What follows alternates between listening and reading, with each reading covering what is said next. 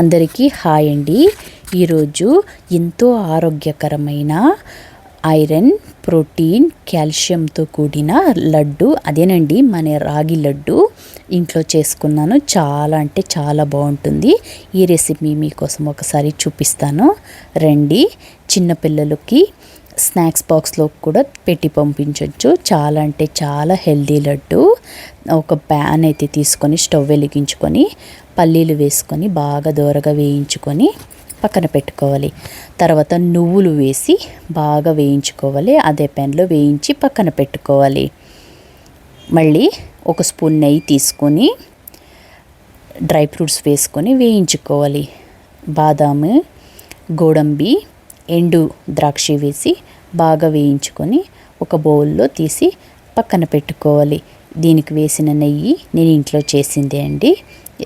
నువ్వులు, పల్లీలు వేయించుకున్నాం కదా, అది మిక్సీ జార్లో వేసుకొని బరకగా మిక్సీ పట్టుకొని పక్కన పెట్టుకోవాలి.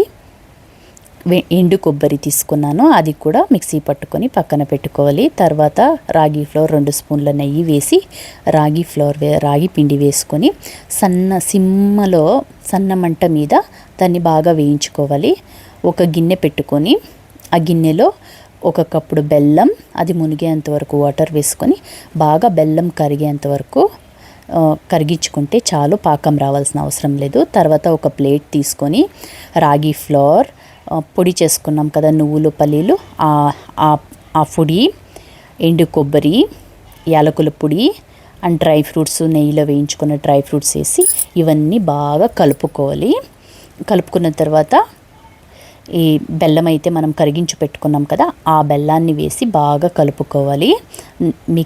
ఇదంతా మిశ్రమం అంతా బాగా మిక్స్ అయ్యేదాకా బాగా కలుపుకోవాలి. తర్వాత నెయ్యిని ఒక చేతికి అప్లై చేసుకొని ఉండలుగా చుట్టి పక్కన పెట్టుకోవాలి.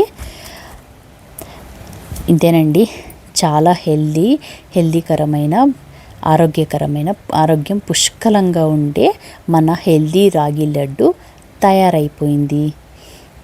దీన్ని రోజు తింటే చాలా అంటే చాలా, పిల్లల వరకు పెద్దవాళ్ళ వరకు మోకాళ్ళ నొప్పులు, నడుము నొప్పులు ఇవన్నీ ఉంటే చాలా, దీన్ని ఒక రోజు తీసుకోవడం వల్ల ఇది చాలా హెల్త్ బెనిఫిట్స్ అనేది దీంట్లో ఉన్నాయండి ఈ రాగి లడ్డులో. మీకు ఈ రెసిపీ నచ్చితే దయచేసి సబ్స్క్రైబ్ చేసుకోండి. ఈ రెసిపీ మీకోసమే.